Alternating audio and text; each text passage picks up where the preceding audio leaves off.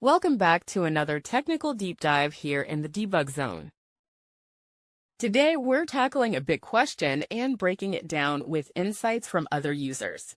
Hopefully, this clears up some misconceptions and helps you get the answer you need. So, buckle up, stay a little curious, and let's jump right in.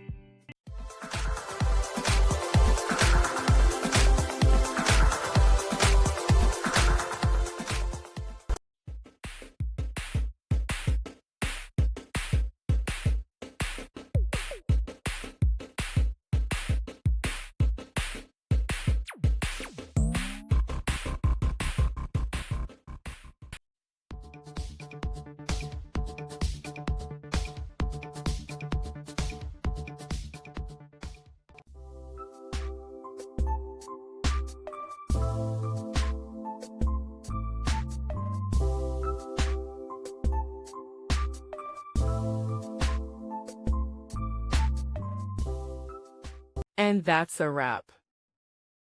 I hope you found the answer you were looking for. If you did, take a second to hit that subscribe button. It really helps out. And let me know in the comments which solution worked best for you. See you next time in the debug zone.